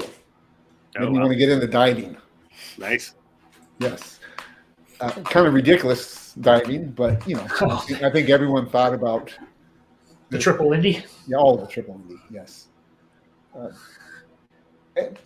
Pretty funny as far as Ronnie Dangerfield movies go, I think. Been a long time since I've seen this. When's the last time you've watched any of these movies on your list? Either one of you? Well, I know Top Gun. You said pretty recently. Yeah, I mean, I watch Top Gun, at least once a year. I mean, a lot of these movies I've showed to my daughter. I've showed her Rad in the last year. There's Airborne is another sort of, it's like Rad with rollerblades. We just watched that this week. Gleaming the Cube. Another one. Well, yeah. Gleaming the Cube is another one that's sort of on the list. I don't know if we'll talk about it or not. I mean, here's the thing, right? Rad is bike racing. Gleaming the Cube is skateboarding. Airborne is rollerblades. Side Out is volleyball. They're all kind of the same movie, right? But with a different, a different sort of tool. But man, I fell hard for all of them. Airborne, I was on my rollerblades. Jumping over stuff immediately. Side Out came later in life. I loved it growing up, but I was my writing partner lived near the beach in Santa Monica, and so we would write for a day, and then we grab the volleyball and head out and play sand volleyball. And we were terrible at it. That's another one that I sort of failed at. Gleaming the Cube is interesting because I had the punk Rage Against the Machine skateboarding phase like anybody. I went to grad school in Los Angeles at the American Film Institute, which is it's where David Lynch went and Darren Aronofsky and a bunch of other great filmmakers. But my advisor, my primary teacher at AFI was Graham Clifford, who was the guy who directed Gleaming the Cube. And so I was in my early 20s, and I think I studied with Graham for a year and a half before I finally took him aside, and I think we were having a beer or something, and I said, I have to admit this to you privately, but Gleaming the Cube was like really formative when I was growing up. And he's like, holy shit, like people saw that movie. He couldn't believe it. I was like, it meant so much to me growing up, And then I think on my graduation day, I finally brought in the VHS, my VHS copy of it that I'd had since I was a kid, and I had him sign it. But that's awesome. Yeah. Cool. So where were we? Was it that my was turn? number 5. Okay. Mine is Goonies, and it turned us, when we'd go out and play, we turned into treasure hunters for, until whatever the next movie was that came out. That was our thing. We lived in a very rural area. There were a lot of caves. There were a lot of rivers, a lot of mountains, that sort of thing. And we spent a lot of time, probably like we didn't end up dying at some point, searching through places we probably shouldn't have been, looking for some hidden treasure. I mean, we'd take shovels with us. We'd be digging holes, hoping to find something. We never had metal detectors. That might have helped, but a lot of time wanting to be a treasure hunter. This is a movie I did not see as a kid. Somehow I avoided Goonies until I was in my 40s when I saw it. So I don't have the same attachment to that movie that most people my age do. That's one I just showed my daughter also. She loved that one. Kind of Indiana Jones for kids, Yeah. Yeah, that's exactly what it is. Definitely. All right. So that is my number 5. Let's see here. Number 4. And I might as well just go ahead and use my, the bridge I just built. Indiana Jones, the trilogy, is a good one for me.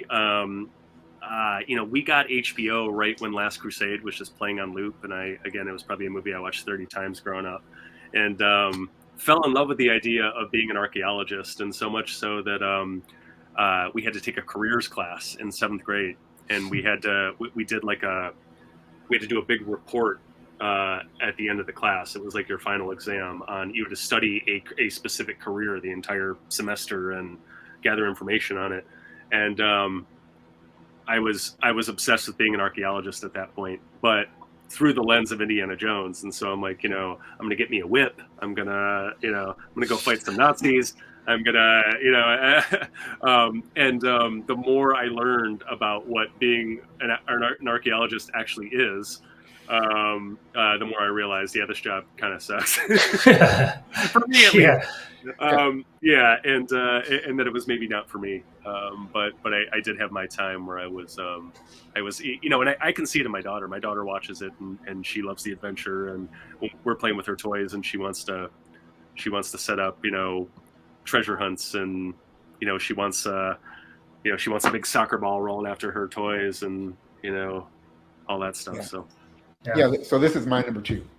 okay, yeah. Sorry to have cannibalized your list. No. Yeah. It's okay. Yeah. You speak much better on stuff than I do. So if you want to come on every week, you're more than welcome. Yeah. Yeah, right. Nice. All right. Yeah. That's just great. I think, man, imagine just being Indiana Jones in those earlier years of his was just, I think that was probably pretty much everybody's dream at the time, if they were into those movies. Like, that's like the perfect. Yeah. It's a great movie. Yeah. All right, my number 4 would be Trading Places. Made me want to be a stockbroker. It made making money on the stock market look easy, So Nice. I think everyone at Christmas time, you got to buy pork bellies. Yeah. So, There you go. Wait for the orange juice report. Yeah. Yeah, it was. I don't know. That movie's funny too. It makes me. That's laugh. a funny movie. Yeah, it's. One of my favorites. Yeah. So, being a stockbroker from Trading Places, my number 4. All right. My number 4, Blue Thunder. I so wanted to be a helicopter pilot. Nice. I never wanted to fly the jets, but I wanted to be a helicopter pilot. And it seemed, ironically, it seemed less dangerous than being a jet pilot, which a fighter pilot's probably much safer than being a helicopter pilot. But they made it look extremely, extremely cool.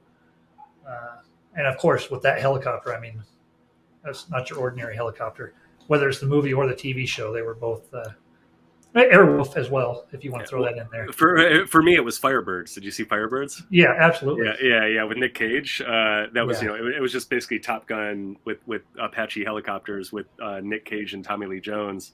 Tommy Lee Jones playing like classic, curmudgeon-y Tommy Lee Jones. But yeah, the same thing. I mean, I was the swings changed from Tomcats to Apache helicopters for a couple of months there. It did, yeah. Cool. All right. Number 3. So I'm gonna go to Point Break with Keanu Reeves. with Keanu Reeves, Patrick Swayze, and a little addendum on this. It was a candidate for the show and tell, but I own a lot of weird stuff, and so I actually own Patrick Swayze's People's Choice Award nomination certificate for Point Break. Oh, that's cool. Yeah, kind of one of the cooler weird things I have around my office. But so this is a twofer. It may be like a 3-fer or a 4-fer. So the first thing is that it makes you want to surf. That's the obvious one, right? I mean, Keanu Reeves is a guy from the Midwest. He's he went to Ohio State. I went to Michigan. But not too much different than me. But goes to LA. Falls in love with the beach, the sun, the girls, and surfing, right? And so hard not to fall in love with that world. This made becoming an FBI agent look so cool too. This was kind of his first assignment, right? And he was this kind of cool, swinging deck quarterback guy who was going into his first undercover assignment. And it's like, oh, I want to be an undercover cop. So that one, that's the one also. It made playing college football look very cool. There's that, but I think more than anything, it made me want to be a bank robber. It made bank robbery look so cool. And then if you add Michael Mann's Heat onto this, like Point Break is a top 10 movie of all time for me. Michael Mann's Heat is a top 5. And man, it is a wonder, particularly with all this stuff. I mean, the theme here is like, I saw one of these movies and went out and did this stuff. make it clear right off the bat, I've never robbed a bank. I have written so many bank robbery things. I've written several, and the TV show I have going now is actually a heist thing, not exactly a bank robbery thing, but a cousin certainly. But yeah, I mean, it is a wonder that I never became a safecracker, robbed a bank, because man, it looks cool. Yeah. Now you're in Southern California. Did you get out and surf? I've done it a little bit. Another thing I'm not great at, but yeah. Harder than it looks, huh? Yeah. Well, it just takes so much time to get good at it. You know what I'm saying? I mean, it's the theme with all this stuff where it's like, I mean, if I could have been a really good professional poker player if I decided that I wanted to devote every day of my life to it, and Right. I was not willing to. And it's hard for me to like do things half-assed, Mhm. right? So, yeah.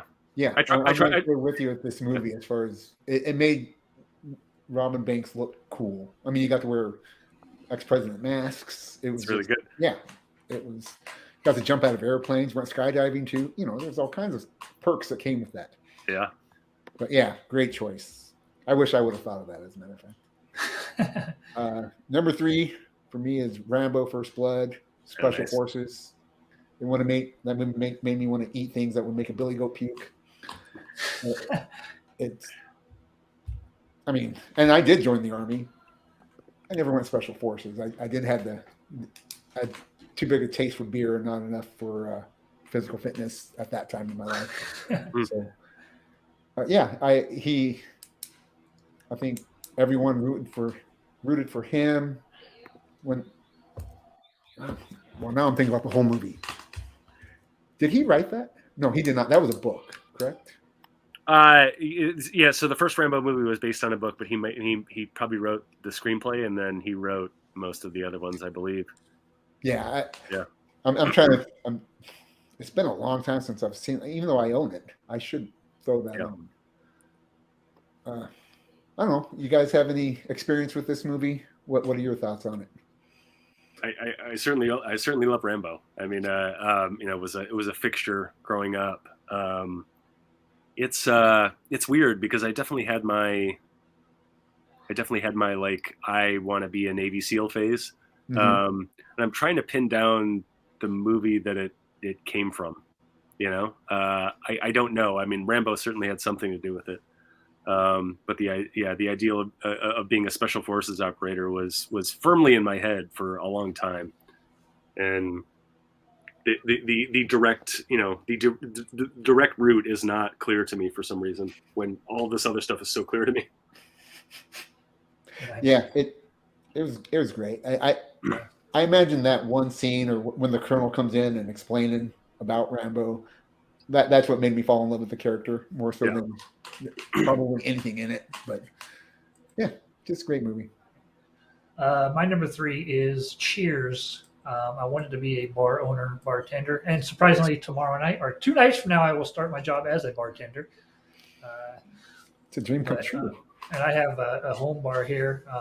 Sam Malone was just the coolest, probably the most toxic male that there's ever been in a TV show that's looked at as kind of the good, that people kind of want to be. But it was the fact that it made the job look so fun.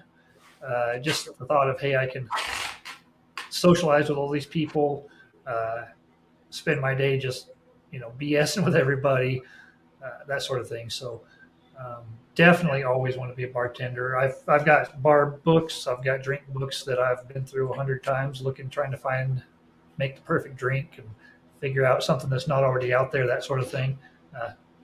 A little tip, it's hard to find something that's not already made.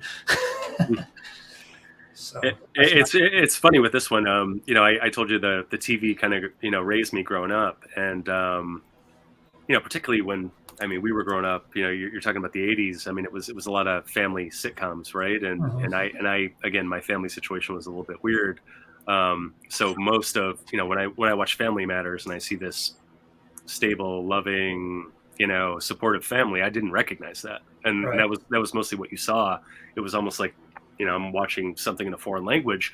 My dad owned bars and clubs my whole life. My mom was a bartender, and so Cheers, Cheers is really about a non-traditional family, right? Absolutely. These people who, their situations at home are odd or different, and so they gather here, and this is where they get the love and the support that they need. And I recognize that was my life. I mean, my uncles were real life, Norms and Cliffs, and so yeah, it was a good one for me. I mean, not necessarily in terms of aspirational, but just in terms of a reflection of my actual life. Yeah. Gotcha. Yeah. Nice. All right. Number 2.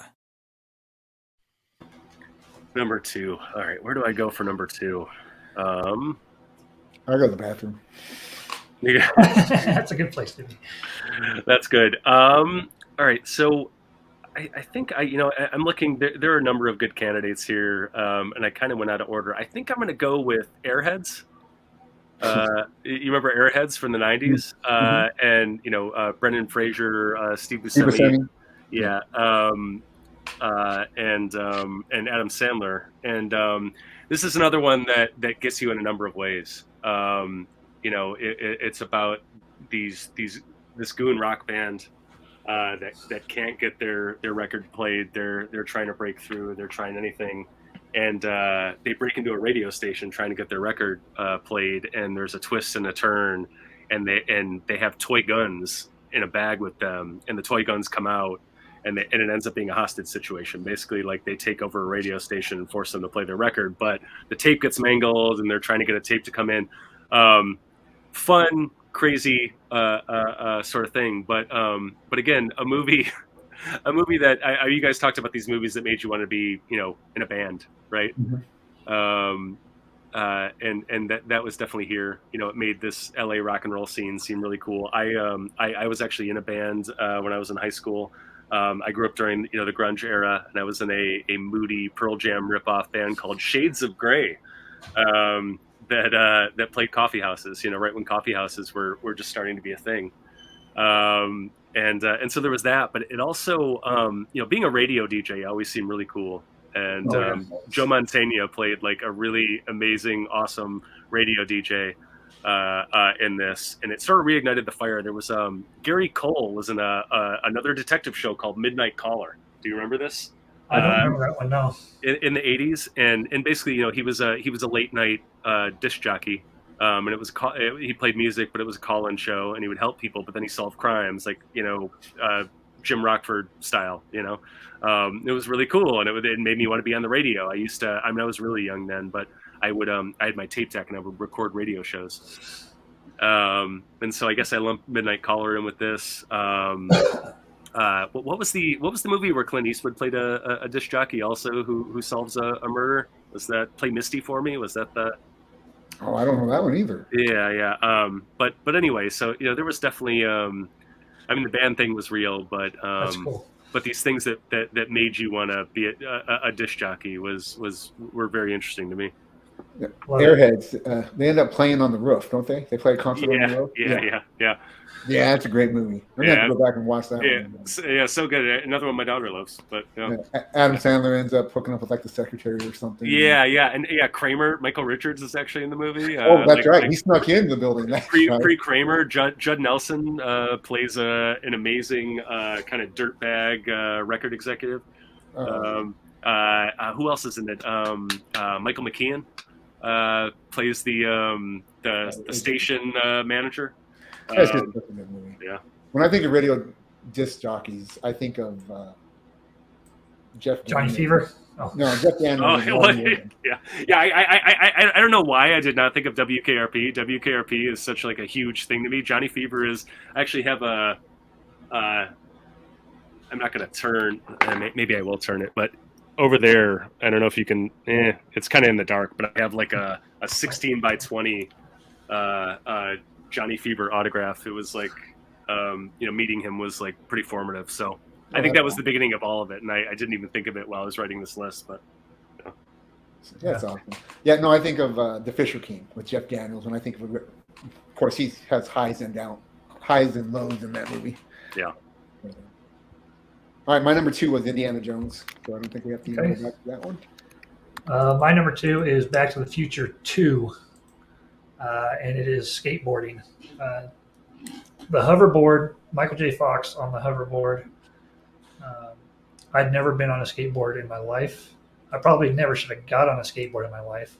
But after that movie, I went out and we got a skateboard. It wasn't a very good one, and I practiced and I practiced, and again, it just wasn't. I don't know what is my thing. I don't know, but skateboarding was not my thing. But there was a lot of hours put into it.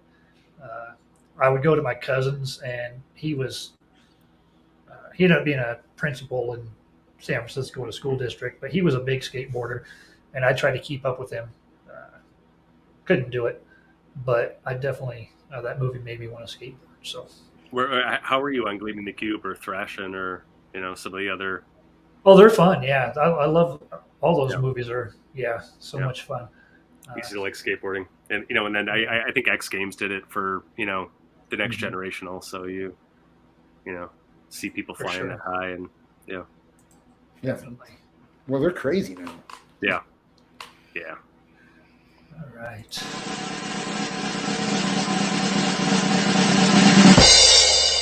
Number 1. All right. Here we Yeah. go. So I don't know if this is my actual number one. I sort of did them out of order and kind of did them in an order that tried to make sense to me. And I probably, on this, I probably could have listed 40 movies. Again, we only barely touched on Gleaming the Cube and Airborne and Side Out, the volleyball movie that are kind of just sort of different versions of Rad, right? I burned things for 2 years because of Beavis and Butthead. The Wizard made me want to be a competitive gamer. Over the Top had me arm wrestling my classmates. Gone in 60 Seconds made me consider a career in auto theft. Days of Thunder made me want to be a stock car driver. Oh, yeah, Searching for Bobby Fischer made me break the chess set out. So there are a lot of these. Again, I could talk forever. I think. I think the one that's left that is really meaty and left of center and does this in a different way is the Armageddon Deep Impact combo. And we talked a little bit about Armageddon because I was showing off my prop from it. But so in 1998, these Armageddon and Deep Impact, the asteroid is going to hit us and end us all movies. They landed within like 2 months of each other. Mhm. And again, I was working in a theater in Westwood Village in Los Angeles. That's where kind of most of the Hollywood premieres happened back then. And so, again, both of these movies are showing in Westwood Village, one at my theater while this is going on. And it was actually precipitated by, in 1996, a comet crashed into Jupiter, and we sort of discovered it by accident. Suddenly, one person with a telescope notices something weird and they tell her she's crazy, but it turns out there's actually a comet that is crashing into Jupiter, and it ends up breaking into 5 pieces, and we get it all on video. But it sends the world into a frenzy, like, oh my God, could this happen to us? And so all at once, it was actually, I think it was 3 movies, because I think there was actually like a Jim Cameron movie also that almost went into production at some point.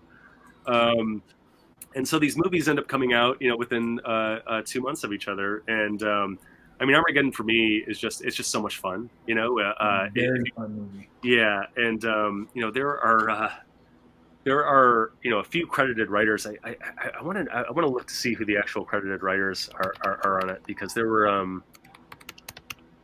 I know. Give me a second. I know J.J. Abrams gets a credit. Tony Gilroy, the creator of Andor, and Michael Clayton and writer of the Bourne movies. He's a writer on it. I don't know if he actually gets the credit or not. I know Aaron Sorkin did some writing on it. Wow. But it's just it's maligned for some reason. I don't know why. Is because it's just such, you talk about something being candy, but I mean that in the best way. But I love the movie. I think it's fun. It has the ultimate like building a team sequence. It basically has the tone that all of the Marvel movies adopted at some point. I think I think that like James Gunn sort of stole the tone of Armageddon for Guardians of the Galaxy, and then that became the tone of the entire MCU in the best way. Maybe even improved upon it. So I love that movie, but from a serious standpoint, it freaked me out. Like, oh my god, this is actually a possibility. Mhm. And we were reminded of this a few years back. A meteor entered our atmosphere. We never saw it coming, and it blew up over Chelyabinsk, Russia, and basically just blew out a bunch of windows. But like 1,200 people were sent to the emergency room because of it. And this is a real danger. And so these movies and these events made me very passionate about planetary defense. The truth is, we're not equipped to deal with this stuff yet, and slowly but surely, I joined the Planetary Society in Pasadena, and once a year we lobby Congress for more funding to kind of watch the sky. And slowly but surely, we're making progress, and there are plans now for NASA to develop telescopes that can better see these things. Basically, we're blind towards the sun, so if we can put a telescope between the sun and us, we can see a lot of what we can't see now. There was the DART mission, which was a mission that sort of saw its completion about 6 months ago. That actually redirected an asteroid with a spacecraft. We basically just flew a spacecraft into an asteroid and Right. deflected its orbit. So the idea is that if one of these things was actually bearing down on us, we could drive a big truck out there and knock it out of knock it off path to Earth. We're not going to send out offshore drillers. Well, we might have to. Yeah. That plan is also in place. But anyway, a fun movie. But I mean, I always like when a movie. I mean, this is a real deal danger, and they took popcorn movies and they put it on everybody's radar. And the only reason that we're actually funding initiatives now to solve this problem, again, like the dinosaurs went extinct because because an asteroid hit the Earth, because a meteorite crashed down and caused a nuclear winter and wiped them out. That could happen again to us. And in fact, mathematically, it will happen at some point in the next 200 million years. And so we better start thinking our way through it.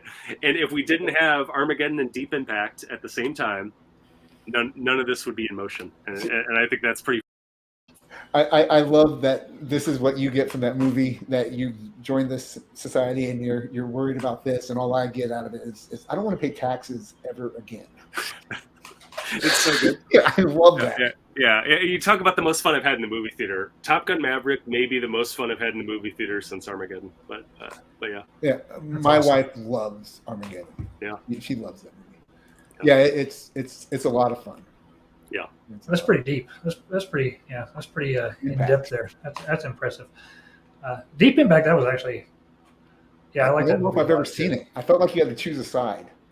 Yeah, They're totally different, though. I was firmly on the Armageddon side, though. I do appreciate Deep Impact. I celebrate the entire genre. I mean, the meteorite genre is. I mean, it goes all the way back to the really in earnest the 70s. I mean, there are dozens of these things, and when special effects became very inexpensive in the late 90s, early 2000s, you started to see a lot of these things. I'm more on the moonfall side of things, like. I just know that the moon is an alien construct, and it's going to open up and take us out one of these days. Yeah. That's funny. Okay, so my number one, Steve has already not mentioned it, but talked about it a little bit. The Sting.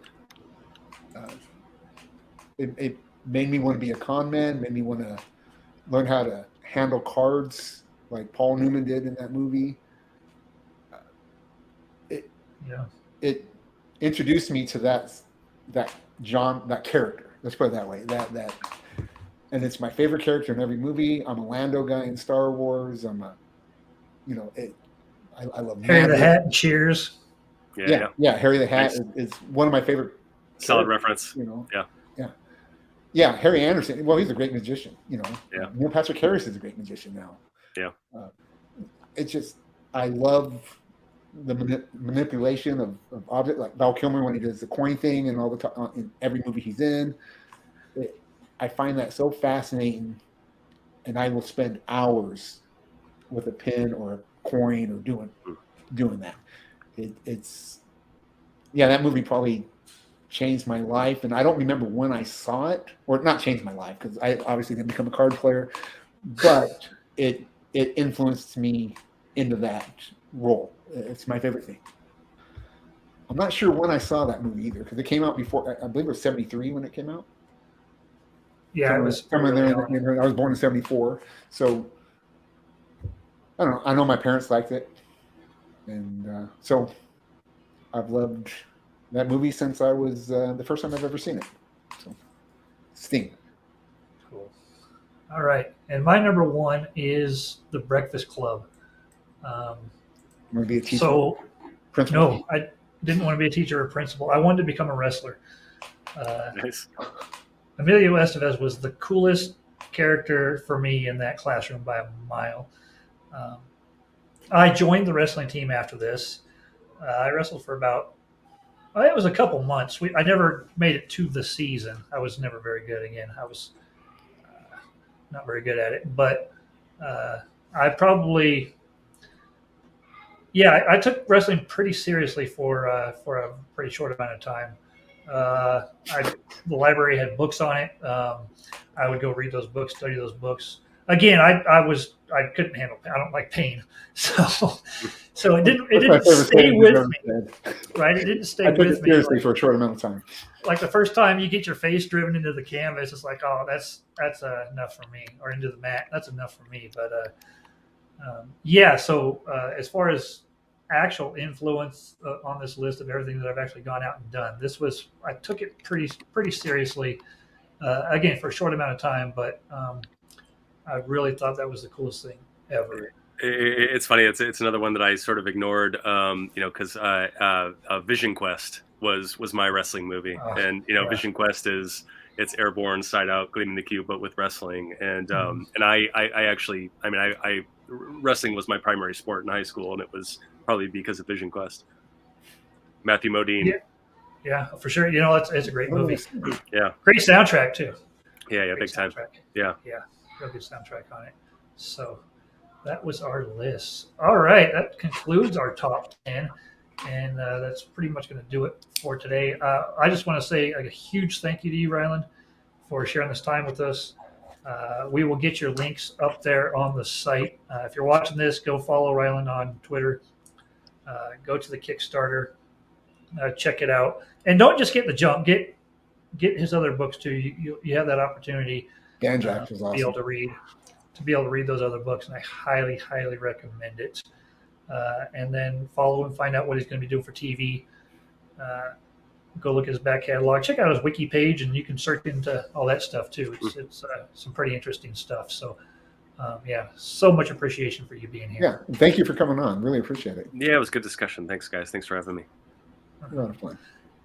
And other than that, that is going to do it for us. So we will see everybody. Well, you have anything you want to say, Ryan, before you leave? No, I'm good. I'm at Ryland Grant on all forms of social media. RYLENDGRANT. I always spell it because it's not a real name. I just my parents sort of drunkenly arranged letters and saddled me with it. Now I have to spell it for you. Check out the Jump on Kickstarter.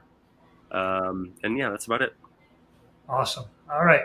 Well, thank you, everybody, and we will see you next time on Midlife Vices, the Booster Gold of YouTube shows. Take care. Adios.